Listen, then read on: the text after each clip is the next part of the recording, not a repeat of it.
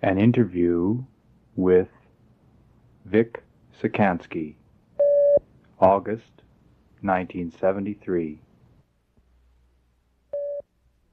As a kid, I grew up making things because my dad was that kind of person. He was always making things, even though he worked on construction, which consumed most of his time. He was always making small things at home, replicas, toys, inventing things. And when you're working with a person like that, you just naturally do it. And when you're a child, you don't really think that much of it. And as a kid, I always made things. In fact, I guess I really got interested in making things sort of totally on my own, apart from my dad, when I was about 10, 12, when we formed what we called on the East End Syndicate. And that whole area I described to you, that V pie-shaped piece of land where East Europeans used to live, we used to call it Garlic Flats. And so we were the only syndicate that existed on the East End, and we monopolized the whole business of building shacks for people. People would keep chickens, and we used to build them out of grain doors and old pieces of tin. There used to be an old junkyard about a mile from where I lived, and people would throw out good pieces of tin, and we used to use these to waterproof the shacks. And they're really kind of exotic because we painted them and we did all kinds of fancy things to them. Because the people who lived on the East End were doing those things. I don't know how much you know about East European fences or gates or little arches, but the elders used to put a lot of time and used to do a lot of carving. So we'd do these on the small shacks. I guess that's really when I got started. And then, of course, we sort of gave that up and I guess forgot about it, and thought about it as kids' play. And then I became interested again in art when I was in university. I'd worked in construction for some time, and decided I'd go back to university. And I had just sort of incredible ideas about how great university would be. Such a difference from what I was doing, this common, ordinary building that I was doing every day. And I really found university kind of like a real disappointment, and that was like in the early 60s. And I decided, well, gee, I really enjoy construction, but I don't want to do that for the rest of my life because it's cold, for one thing. It's not particularly creative, particularly when you have to do it for other people. Like, you can't really do your own thing, right? So, like, my whole thing was, how am I going to get involved in doing what I really feel I want to do, which was like work with my hands, because those are the things I really do best. And I decided, well, maybe I ought to take some art classes, because I was enrolled in an English history. I was an English history major. But all the time I had this sort of, jiggling in my throat about not being comfortable and being more comfortable working with my hands. And so gradually I got to making things. I took a summer class in Vancouver where I met a guy who was involved in clay, and he said, come over to the studio and, see what you can do. And I did, and just loved it. And came back to Regina, and was making things again. I'd been making other things, like I was doing some wood carving, I was doing some work in plaster. But I didn't feel as comfortable with those media as I did once I touched clay and discovered that it was such a simple material that you could pick out of the earth and form and shape and fire it and turn it into stone. Like, that was just so amazing. And it's so flexible. But like, when I really trace my whole feelings about getting involved, they really go back to when I was 10 and 12 and to my early experiences with my dad. Around 65, 66, I really got seriously working in clay. I had a job, but the job was a way of making money so that I could buy clay and use university facilities to make the things that I was making. And I think I really spent more time working in clay than I did on my job. Like, almost every night. It became a ritual. Every night I had to work in clay. Every weekend. We weren't going anywhere. It was really an incredible experience when I think about it now.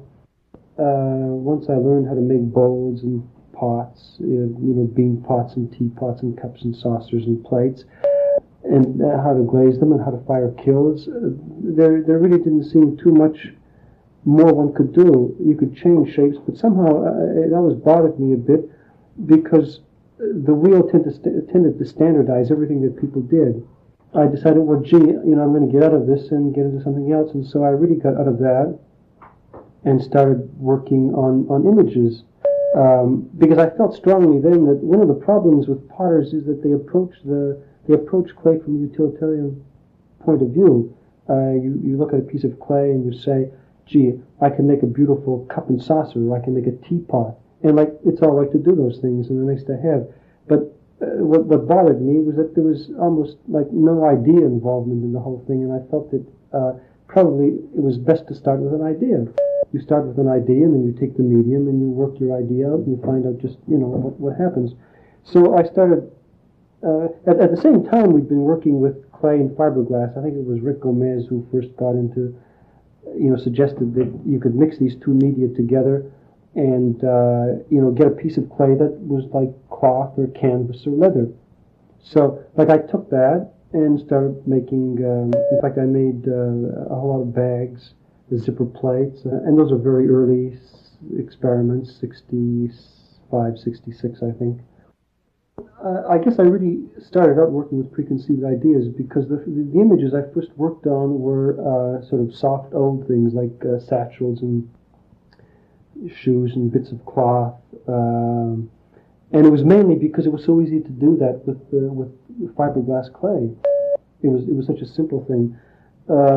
And then I did a whole lot of miniature studies of chairs with clothes and things on. But the more I looked at the pieces, the more it's amazing how you can really get trapped by a technique.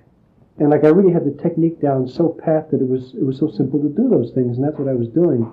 I sort of took a second look at my work and I said, gee, that's really not what I'm about. I like old things, I like old clothes, old shirts, and my work was about my old shirts and my old boots and, an old chair that I like, and all the rest of it. But the way the pieces were glazed, and even that, they really came off like pop art. And that's not really what I think about, or it's not really how I feel about the things I make. So I decided, well, gee, I like building things, and then I really got back into building like I did when I was a kid, running the East End Syndicate, and started to run down buildings. And I got into building a whole series on California, like Memories of California. I did 2 of those, and they were like huge fountains with narrow tree trunks and 4-foot wide bowls, and inside the bowl there'd be a whole rundown village of houses and bridges falling into the water. And that was really more about what, the kinds of things I was looking at and thinking about than the shirts and the satchels and the other things. So that's really how I got back into building the things I'm doing now. When did that start? Well, that really started in 69. Well, it's really 68, 69. After my first year at Davis, I got back into building, and that was the start. And then when I came back to Saskatchewan, I really got back into it again, looking at old prairie buildings. I love old prairie shacks. They're such simple constructions, and they're so functional.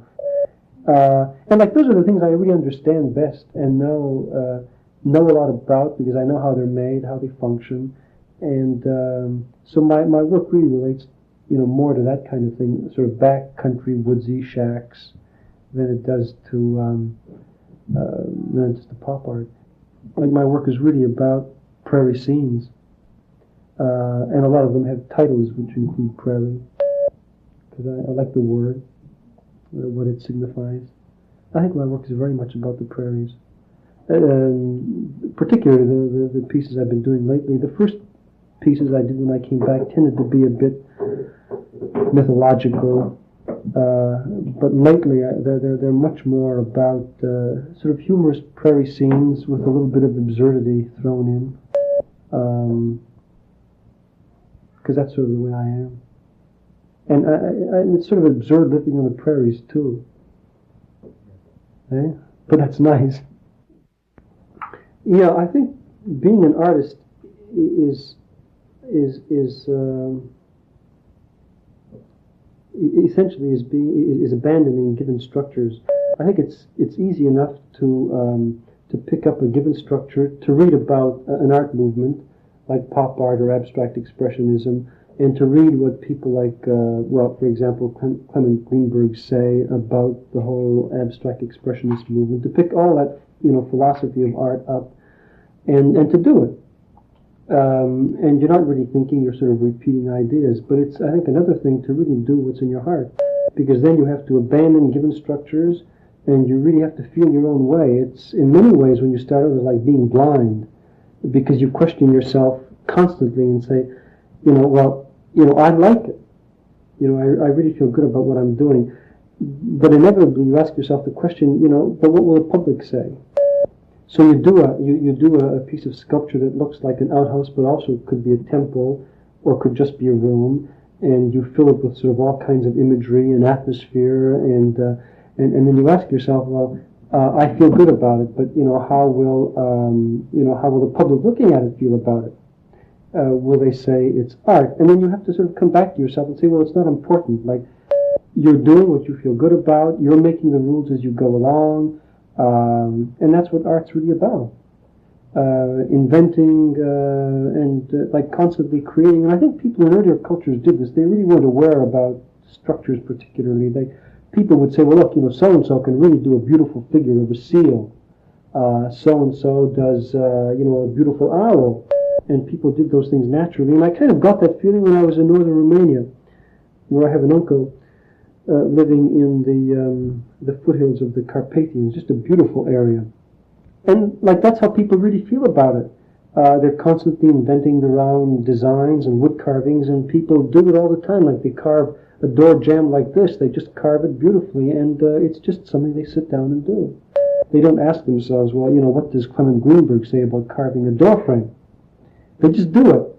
And children do it too. They pick up paper and pencil and they just naturally scribble and draw, and they're really pleased about doing it. And that's why I feel that art is an extension of play, free play. You make up all the rules. I guess people like this stuff. It's something they can understand. There's not any sort of highfalutin philosophy that you need to understand a piece. And I think it's like, I think what we're doing, in many ways I like to relate it to music. You don't have to be a musician to enjoy a good piece of music. People don't approach the piece and say, gee, what is it? They know what it is, they can see it. And that's nice, I feel good about that.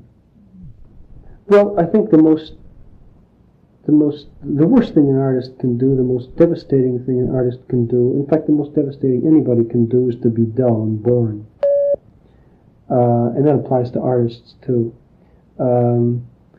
My whole feeling, my whole idea about existence really relates to what E.K. Chesterton said about nonsense as being a valid approach to reality, or the whole Lewis Carroll thing, or W.C. Fields. And these are people that I really enjoy and like. I keep going back and reading Alice in Wonderland, and like things like, the unicorn who looks at Alice and thinks that Alice is a fabulous beast. Well, and that sort of really relates to nonsense, and that's why, in my pieces, there's a lot of nonsense about them, but that's really how I feel about life. You approach it sort of in a nonsense way, you enjoy it, you don't get serious. The worst thing you can really do is to get serious. It's a way of entertaining myself. When I don't work for a couple of weeks on end, I'm a very difficult person to live with.